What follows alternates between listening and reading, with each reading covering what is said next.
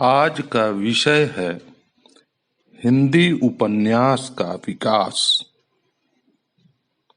आधुनिक काल में विकसित गद्य विधाओं में उपन्यास का महत्वपूर्ण स्थान है। हिंदी उपन्यास के विकास का श्रेय अंग्रेजी और बंगला उपन्यासों को दिया जा सकता है, क्योंकि हिंदी में इस विधा का श्री गणेश अंग्रेजी एवं बंगला उपन्यासों की लोकप्रियता से हुआ। आचार्य महावीर प्रसाद द्विवेदी ने सरस्वती में प्रकाशित एक निबंध उपन्यास रहस्य में इस बात को स्वीकार किया है कि उपन्यास के प्रचलन, विकास एवं सृजन का श्रेय पश्चिमी देशों के लेखकों को ही है, जिनसे प्रेरणा लेकर हिंदी में भी उपन्यास रचना की जाने लगी है। बालकृष्ण भट्ट ने भी इसकी पुष्टि करते हुए लिखा, हम लोग जैसा और बातों में अंग्रेजों की नकल करते जाते हैं, उपन्यास का लिखना भी उन्हीं के दृष्टांत पर सीख रहे हैं। हिंदी में उपन्यास का आरंभ भी अंग्रेजी से अनुदित उपन्यासों से माना जाता है। सन 1853 ईस्वी में बंशीधर द्वारा थॉमस डे के लोकप्रिय उपन्यास सैंडफोर्ड एंड मर्टन का अनुवाद किया गया तथा डॉक्टर जॉनसन के उपन्यास रासेलास का हिंदी अनुवाद सन 1879 में किया गया। हिंदी के प्रथम मौलिक उपन्यास के संबंध में विद्वानों में पर्याप्त मतभेद रहा है। इस संबंध में जिन दो उपन्यासों का नाम लिया जाता है वे हैं श्रद्धाराम फुलौरी कृत भाग्यवती, जिसकी रचना सन 1877 में हुई थी, तथा लाला श्रीनिवास दास द्वारा लिखा गया परीक्षा गुरु, जो 1982 में था। इनमें से प्रथम उपन्यास में सुधारवादी प्रवृत्ति परिलक्षित होती है तथा द्वितीय उपन्यास में भारतीय सभ्यता एवं संस्कृति को श्रेष्ठ प्रमाणित करते हुए उपदेश वृत्ति का आधार ग्रहण किया गया है। परीक्षा गुरु को ही अधिकांश विद्वान हिंदी का पहला उपन्यास मानते हैं। हिंदी उपन्यास के विकास क्रम का अध्ययन करने के लिए हम उसे 3 चरणों में विभक्त कर सकते हैं। यदि प्रेमचंद को हिंदी उपन्यासकारों में केंद्र बिंदु मान लें तो वे 3 चरण निम्नवत हैं। पहला है प्रेमचंद पूर्व हिंदी उपन्यास, दूसरा है प्रेमचंद युगीन हिंदी उपन्यास और तीसरा है प्रेमचंदोत्तर हिंदी उपन्यास। अब पहला प्रेमचंद पूर्व हिंदी उपन्यास पर थोड़ी चर्चा करते हैं। यह हिंदी उपन्यास का प्रारंभिक चरण था, अतः अभी तक उपन्यास विधा अपना स्वरूप ग्रहण करने का प्रयास कर रही थी।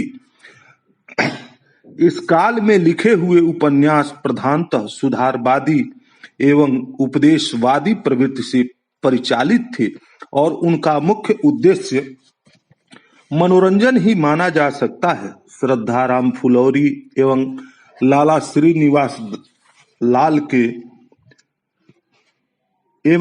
श्रीनिवास दास के उपन्यासों का उल्लेख पहले ही किया जा चुका है।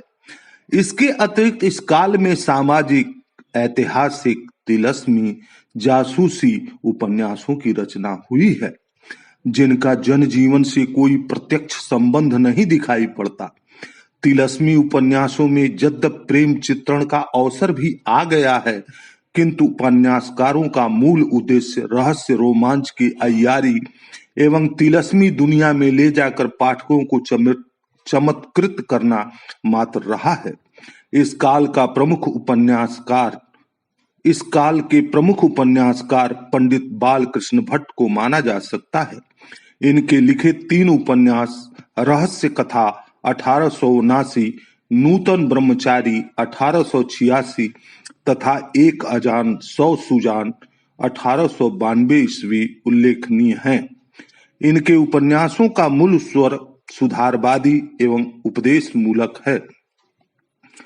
भारतेंदु जी के मित्र ठाकुर जगमोहन सिंह ने श्यामा स्वप्न नामक एक बृहद उपन्यास की रचना सन 1888 में की।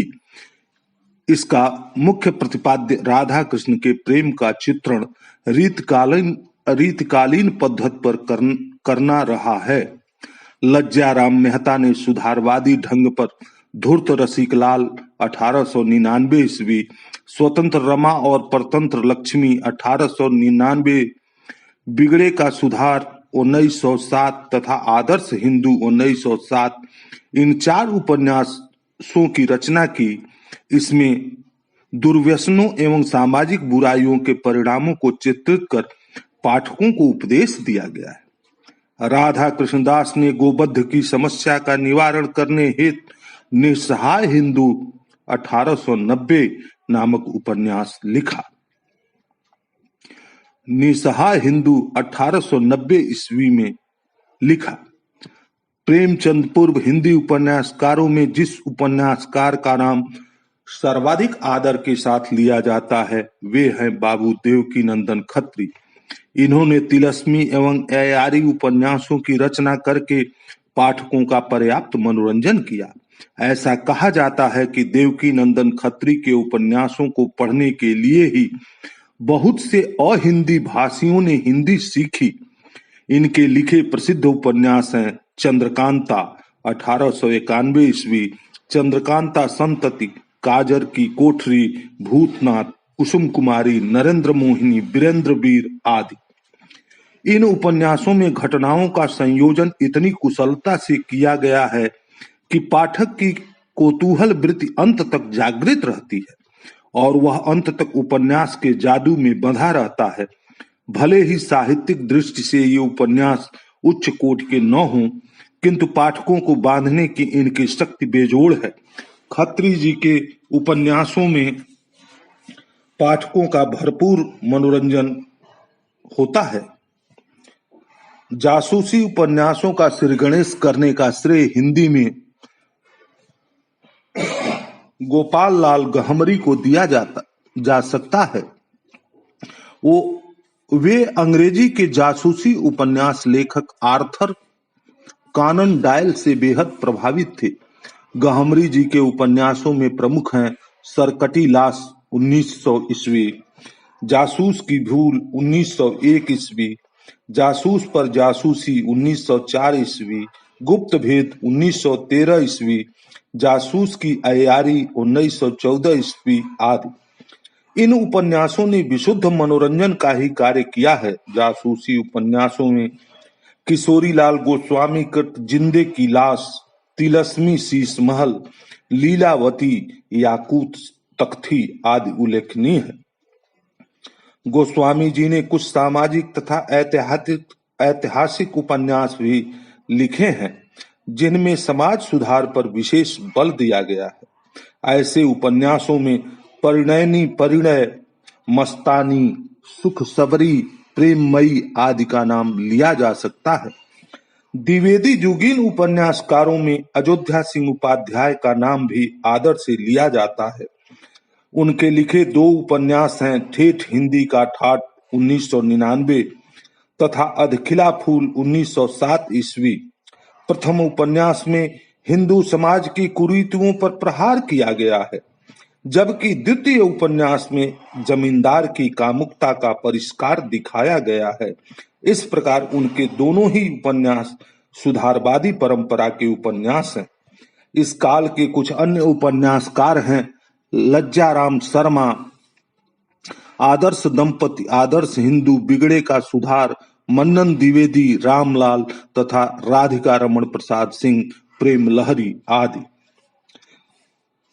हिंदी उपन्यास के प्रथम चरण में लिखे गए उक्त उपन्यासों का प्रधान उद्देश्य मनोरंजन एवं समाज सुधार ही रहा है। भले ही उपन्यास कला की दृष्टि से इस काल के उपन्यास उल्लेखनीय न हों, किंतु इन्होंने उपन्यास को एक दिशा देने का प्रयास किया है। उपन्यास के विषय, शिल्प एवं भाषा का जो विकास इस काल में हुआ, उसी का संशोधित रूप हमें आगे के उपन्यासों में दिखाई पड़ता है। यद्यपि इन उपन्यासों में अस्वाभाविकता एवं अति मानवीयता जैसे दोष विद्यमान हैं, तथापि इन उपन्यासों में प्रेमचंद युगीन उपन्यासों के लिए पृष्ठभूमि प्रस्तुत की है। इन उपन्यासों से वर्णनात्मक, आत्मकथात्मक एवं संवादात्मक शैली का प्रयोग होना प्रारंभ हो चुका था, जिसने परवर्ती उपन्यासकारों को अपनी रचना प्रस्तुत करने में अपूर्व योगदान किया होगा। ऐसा कहना अतियुक्ति संगत न होगा। संक्षेप में यह कहा जा सकता है कि इस काल में हिंदी उपन्यास ने अपना मार्ग तलाश लिया। अब वह एक राजमार्ग पर पहुंच चुका था, जहां से आगे का रास्ता सीधा एवं सपाट था। इस काल के उपन्यास प्रधानतः सुधारवादी एवं उपदेशात्मक वृत्ति को लेकर लिखे गए, जिनका मूल उद्देश्य मनोरंजन करना था। अब हम उसके दूसरे चरण में आते हैं, प्रेमचंद युगीन हिंदी उपन्यास। प्रेमचंद युगीन हिंदी उपन्यासकारों में प्रेमचंद अपनी महान प्रतिभा के कारण युग प्रवर्तक के रूप में जाने जाते हैं। वस्तुतः सही अर्थों में उन्होंने ही हिंदी उपन्यास शिल्प का विकास किया। उनके उपन्यासों में पहली बार सामान्य जनता की समस्याओं की कलात्मक अभिव्यक्ति की गई थी और जनजीवन का प्रामाणिक एवं वास्तविक चित्र पाठकों को देखना सुलभ हुआ था। अपने महान उपन्यासों के कारण वे वास्तव में उपन्यास सम्राट की पदवी पाने के अधिकारी सिद्ध हुए। प्रेमचंद के उपन्यास राष्ट्रीय आंदोलन, कृषक समस्या, मानवता, भारतीय संस्कृति, शोषण, विधवा विवाह, अनमेल विवाह, दहेज प्रथा आदि विविध विषयों से संबंधित है। आचार्य हजारी प्रसाद द्विवेदी ने प्रेमचंद का मूल्यांकन करते हुए लिखा है कि प्रेमचंद शताब्दियों से पददलित, अपमानित और उपेक्षित कृषकों की आवाज थे। अगर आप उत्तर भारत की समस्त जनता के आचार विचार, भाषा, भाव, रहन सहन, आशा आकांक्षा, दुख सुख और सूझबूझ जानना चाहते हैं, तो प्रेमचंद से उत्तम परिचायक आपको नहीं मिल सकता।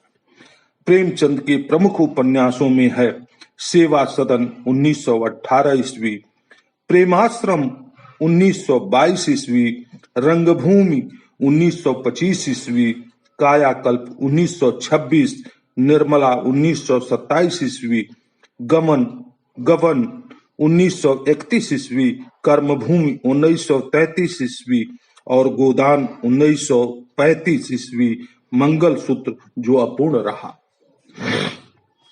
प्रेमचंद ने हिंदी कथा साहित्य को मनोरंजन के स्तर से ऊपर उठाकर जीवन के साथ जोड़ने का काम किया। वस्तुतः सेवा सदन के प्रकाशन के साथ ही हिंदी उपन्यास को नई दिशा प्राप्त हो गई। इस उपन्यास में उन्होंने विवाह से जुड़ी समस्याओं, दहेज प्रथा, कुलीनता का प्रश्न, पत्नी का स्थान आदि को उठाया है, किंतु इन्हें प्रस्तुत करने का ढंग पूर्ववर्ती उपन्यासों से एकदम अलग है। निर्मला में उन्होंने दहेज प्रथा और अनमेल विवाह की समस्या को प्रस्तुत किया है। कृषक जीवन की समस्याओं का यथार्थ चित्रण उन्होंने गोदान में किया, जो उनका सर्वश्रेष्ठ उपन्यास कहा जाता है।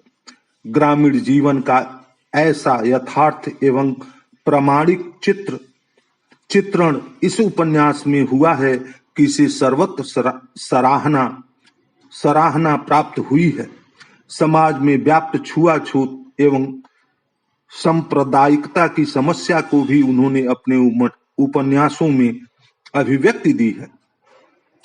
इस प्रकार प्रेमचंद के उपन्यास जीवन के विविध पहलुओं से जुड़े हुए हैं।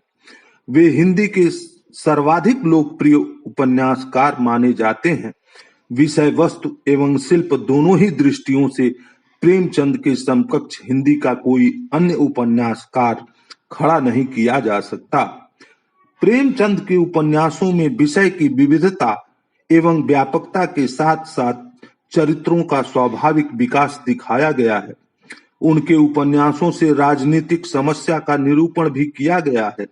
रंगभूमि में शासक वर्ग के अत्याचारों का चित्रण है, तो कर्मभूमि में स्वच्छंदता, स्वतंत्रता संग्राम की एक झलक है।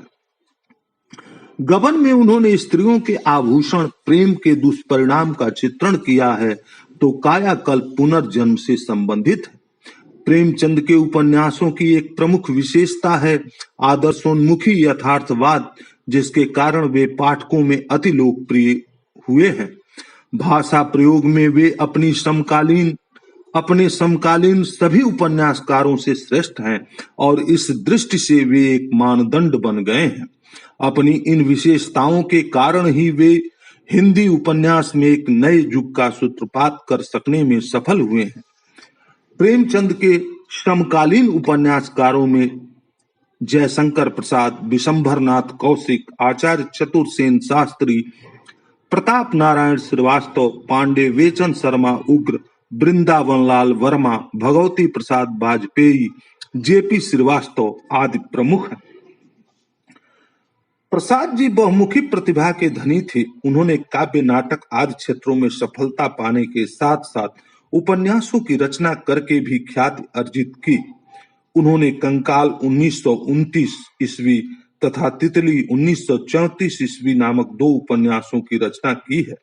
इरावती नामक एक अधूरा उपन्यास भी उन्होंने लिखा है, जिसे वे अपनी अकाल मृत्यु के कारण पूरा नहीं कर सके।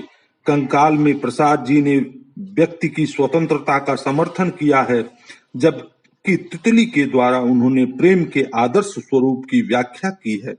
साथ ही इसमें ग्रामीण समस्याओं का भी चित्रण किया गया है। प्रसाद के उपन्यासों में नाटकीयता अधिक है, साथ ही भाषा का अलंकृत प्रयोग भी है। चरित्रांकन उतना सूक्ष्म नहीं है जितना प्रेमचंद के उपन्यासों में दिखाई पड़ता है। विशंभरनाथ कौशिक 1891 से 1946 के 2 प्रसिद्ध उपन्यास हैं, भिखारिणी और मां। भिखारिणी उपन्यास में उन्होंने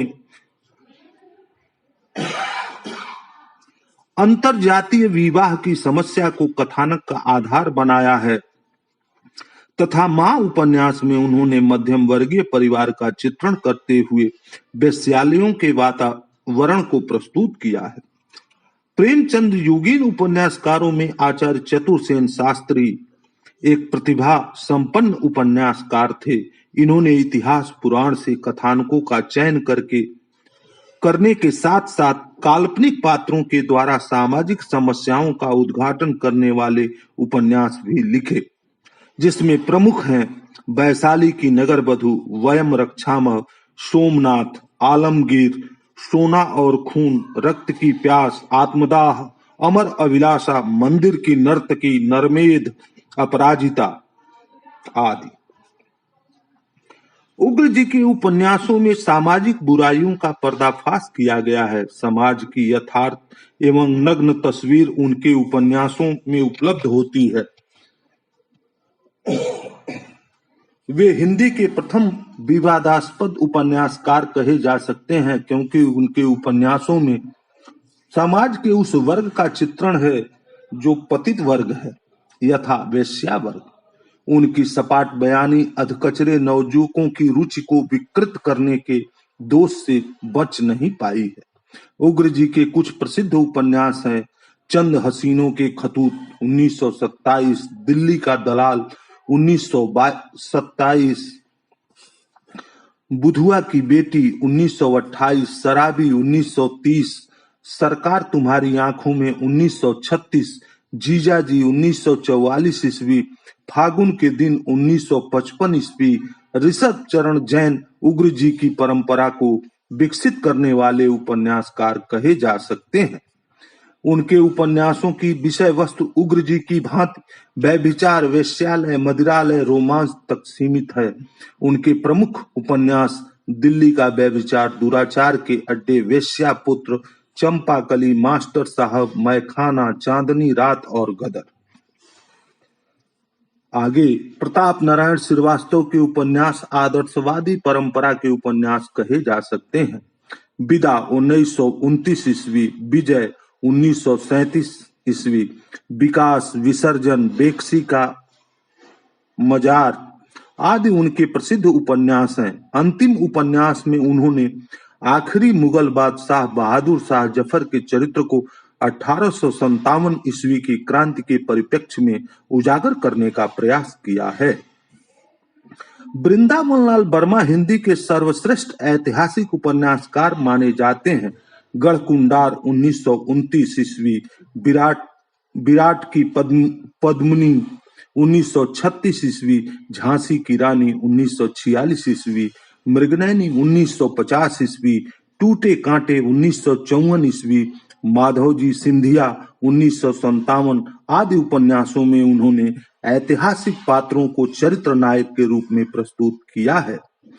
संयम 1928 ईस्वी, लग्न 1929 ईस्वी, प्रत्यागत 1929 ईस्वी और कुंडली चक्र 1932 ईस्वी उनके सामाजिक उपन्यास हैं।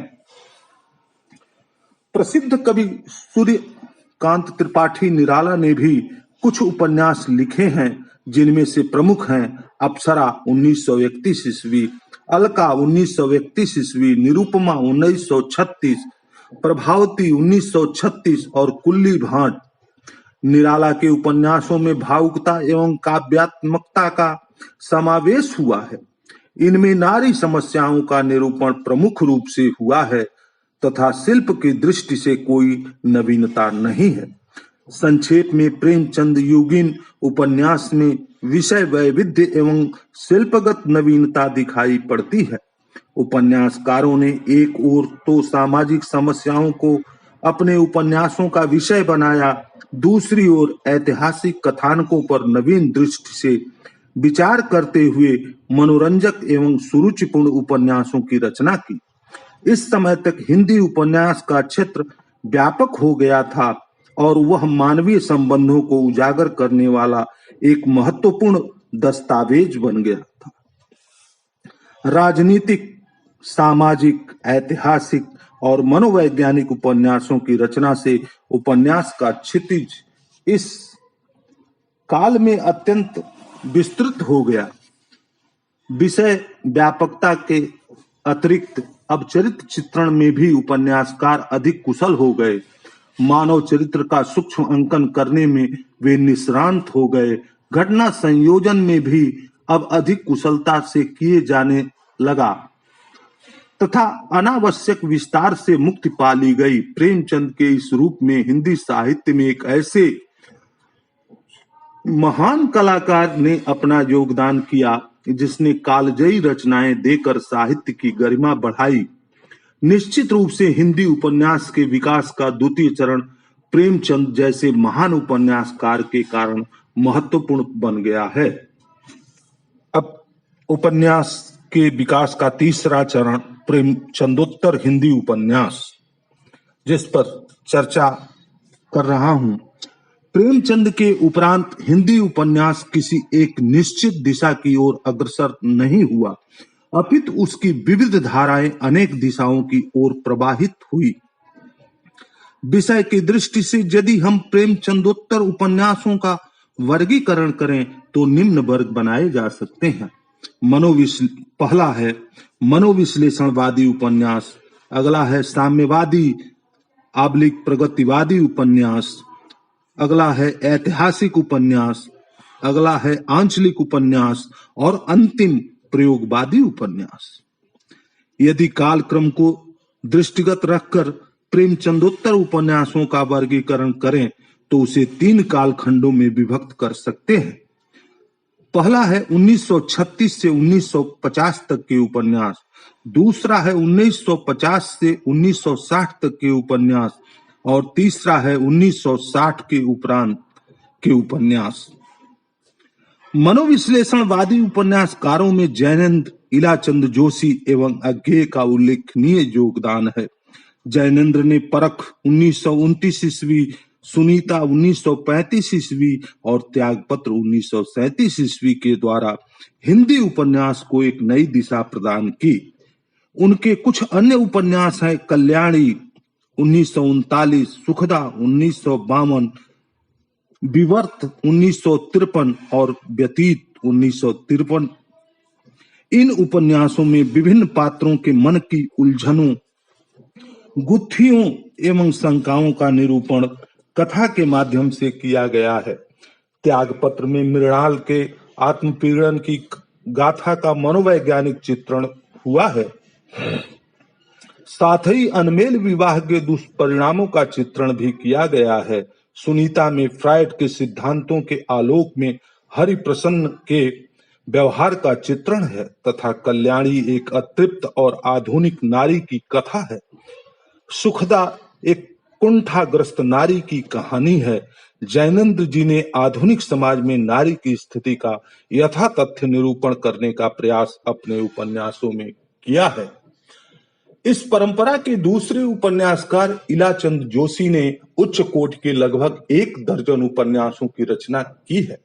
इनके प्रमुख उपन्यास हैं सन्यासी 1941, पर्दे की रानी 1941, प्रेत और छाया 1945, निर्वासित 1946, जिप्सी 1952 और जहाज का पक्षी 1955। इन उपन्यासों में जोशी ने मानव मन की कुंठाओं एवं ग्रंथियों का सुंदर विश्लेषण किया है।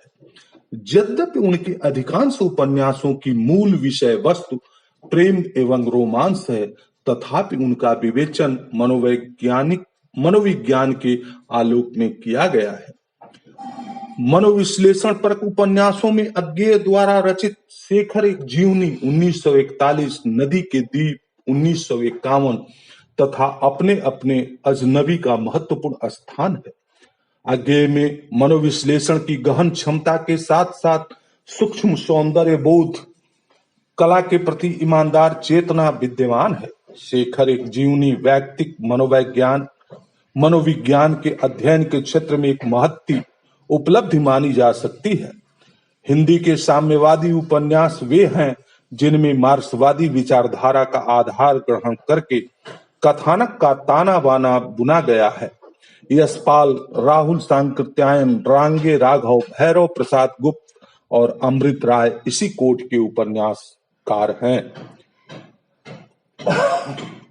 यशपाल ने पार्टी कामरेड 1945 ईस्वी, दादा कामरेड 1941, देशद्रोही 1943, मनुष्य के रूप 1949, अमिता 1946 ईस्वी, दिव्या 1945 और झूठा सच 1957 आदि उपन्यासों में अपने मार्क्सवादी विचारों को अभिव्यक्ति दी है।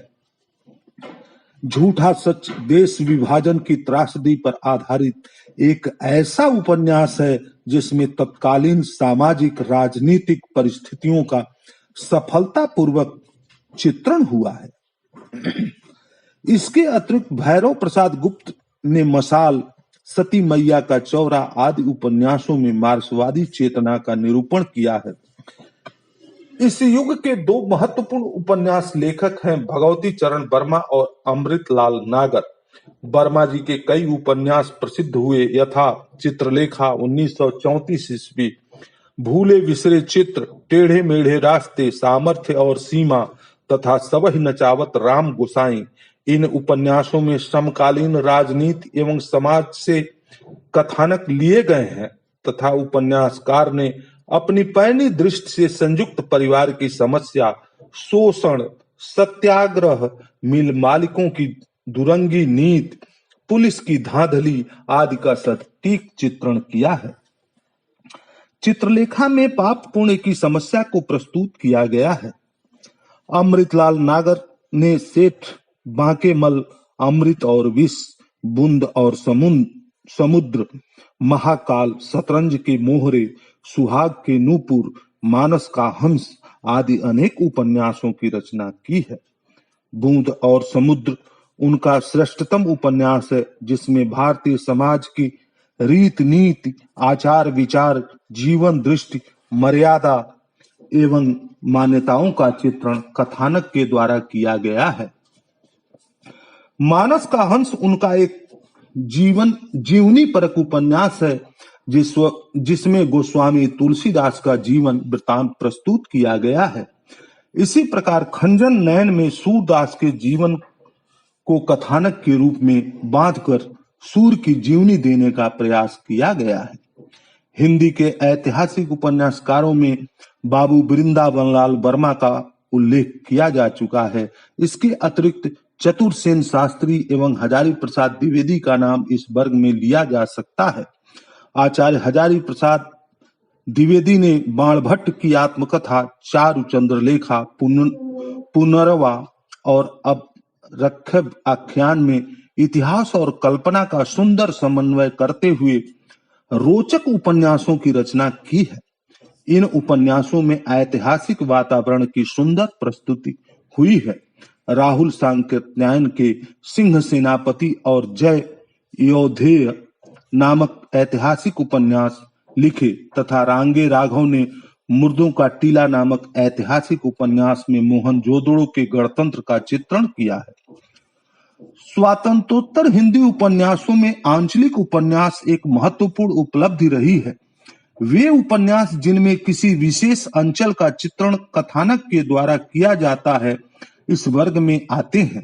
हिंदी के आंचलिक उपन्यासकारों में सर्वप्रमुख हैं फणीश्वर नाथ रेणु, जिन्होंने मैला आंचल 1954 ईस्वी तथा परती परिकथा 1957 नामक उपन्यासों में बिहार के ग्रामीण अंचल के रहन सहन, रीत रिवाज, राजनीतिक आस्थाओं आदि का विशद चित्रण किया है।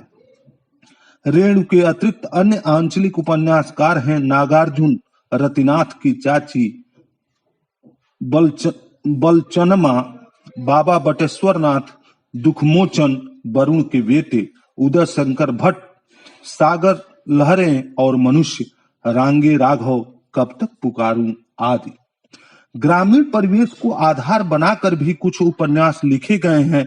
इनमें प्रमुख है आधा गांव, राही मासूम रजा, अलग अलग बैतरणी शिव प्रसाद सिंह, जंगल के फूल राजेंद्र अवस्थी, बबूल विवेकी राय, पानी की प्राचीर रामदरस मिश्र, रथ के पहिए हिमांशु श्रीवास्तव।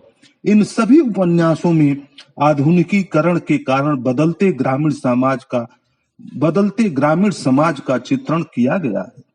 इस संदर्भ में उन उपन्यासों को भी लिया जा सकता है जिनमें व्यंग्यात्मक लहजे में भारतीय समाज के समग्र रूप को चित्रित करने का प्रयास किया गया है। इस दृष्टि से श्रीलाल शुक्ल कृत राग दरबारी उल्लेखनीय कृति है, जिसमें स्वातंत्रोत्तर भारत के ग्रामीण जीवन की मूल्यहीनता को परत दर परत उघाड़ने की कोशिश की गई है। इस उपन्यास की कथा भूमि है बड़े नगर से कुछ दूर बसा हुआ गांव शिवपालगंज, जहां की जिंदगी प्रगति और विकास के तमाम नारों के बावजूद निहित स्वार्थों एवं अवांछनीय तत्वों के सामने घिसट रही है। शिवपालगंज की पंचायत, कॉलेज की प्रबंध समिति और कोऑपरेटिव सोसाइटी के सूत्रधार बैल जी साक्षात रूप में वह राजनीतिक संस्कृति है जो प्रजातंत्र और लोकहित के नाम पर हमारे चारों ओर फल फूल रही है। आधुनिक हिंदी उपन्यासों की नवीनतम धारा को प्रयोगवादी उपन्यास या आधुनिकता बोध की उपन्यास कहा जा सकता है। औद्योगिकीकरण, बदलते हुए परिवेश, भ्रष्ट व्यवस्था, महानगरीय जीवन और यांत्रिकी सभ्यता के परिणाम से आज जीवन में विशृंखलता, अकेलापन एवं निराशा घर कर गई है। कुंठा, संत्रास एवं असुरक्षा की भावना ने हमें संत्रस्त कर दिया है। उपन्यासकारों की दृष्टि इस ओर भी गई है और उन्होंने अनेक उपन्यासों में इन्हें अभिव्यक्ति प्रदान की है। मोहन राकेश के अंधेरे बंद कमरे 1916 तथा न आने वाला कल 1968 ईस्वी ऐसे ही उपन्यास हैं। इसके अतिरिक्त राजेंद्र यादव के उखड़े हुए लोग में उपन्यासकार ने टूटते हुए मानव का चित्रण किया है। मन्नू भंडारी ने आपका बंटी में तलाकशुदा दंपति के बच्चों पर पड़ने वाले दुष्प्रभाव का निरूपण किया है। तो नरेश मेहता के यह पथ बंधु था में अकेलेपन एवं अजनबीपन का बोध कराया है। निर्मल वर्मा के उपन्यास वे दिन 1964, लालटीन की छत और एक चिथड़ा सुख में भी आधुनिकता बोध मुखरित हुआ है। उषा प्रियंवदा के उपन्यास रुकोगी नहीं राधिका एवं 55 खंभे लाल दीवारें में भी आधुनिकता बोध का गहरा रूप उभरा है। भीष्म साहनीकृत तमस में विभाजन की मानसिकता एवं उससे लाभ उठाने वाले लोगों को बेनकाब किया गया है। मनोहर श्याम जोशी कृत कुरु कुरु स्वाहा में युवा पीढ़ी की दिशाहीनता को अभिव्यक्ति दी गई है। उक्त उपन्यासों के अतिरिक्त भी सैकड़ों उपन्यासकार नए नए कथानकों की कल्पना का सुंदर उपन्यास लिख रहे हैं। शिल्प की दृष्टि से भी नवीन प्रयोग किए जा रहे हैं। धर्मवीर भारती का सूरज का 7वां घोड़ा, गिरधर गोपाल का चांदनी के खंडहर नवीन शिल्प की दृष्टि से उल्लेखनीय उपन्यास हैं। आधुनिक उपन्यासों में विषय वैविध्य के साथ साथ शैलियों के विभिन्न रूप दिखाई पड़ते हैं। आत्मकथात्मक शैली, डायरी शैली, पत्र शैली, वर्णनात्मक शैली, संवाद शैली आदि विविध शैलियों में उपन्यास लिखे जा रहे हैं। आज उपन्यास का कथ्य जीवन के अधिक नजदीक है, उसमें यथार्थ का पुट अधिक है। मानवीय संबंधों के बदलते रूपों को उसमें उजागर करने का प्रयास किया गया है तथा महानगरीय बोध से उत्पन्न मानसिकता को अभिव्यक्ति दी गई है। मन के भीतर की परतों को उधेड़ने का प्रयास भी इन उपन्यासों में है। आधुनिकता बोध से उत्पन्न अकेलेपन, अजनबियत, यौन विसंगतियां, विद्रोह, कुंठा एवं मूल्यों का ह्रास आज के उपन्यासों के विषय हैं। आज नए मूल्य तलाशने का प्रयास किया जा रहा है और नैतिकता के प्राचीन मानदंडों की अवहेलना हो रही है। सेक्स एवं रोमानियत को इन उपन्यासों में अधिक स्थान मिल रहा है तथा बदलते परिवेश के कारण परिवर्तित मानसिकता को बड़ी गहराई से व्यक्त किया जाने लगा है। आज के उपन्यासों ने चरित्र तो दिए हैं, किंतु जीवंत पात्र अर्थात होरी जैसा पात्र देने में वह सफल नहीं रहा। आवश्यकता इस बात की है कि उपन्यासों में मानव को उसके संपूर्ण रूप में प्रस्तुत किया जाए और उसे जीवन के यथार्थ से जोड़ा जाए। इसके अभाव में वह जीवंत दस्तावेज न बनकर गल्प मात्र बनकर रह जाएगा। अस्तु हिंदी उपन्यासों ने बहुत कम समय में आशातीत प्रगति की है। नए नए उपन्यासकार नए नए विषयों को लेकर उपन्यास लिख रहे हैं। अतः यह आशा की जा सकती है कि हिंदी उपन्यास का भविष्य मंगलमय है। अस्तु अनेक दोषों के होते हुए भी हिंदी उपन्यास की विकास यात्रा पर हम संतोष कर सकते हैं।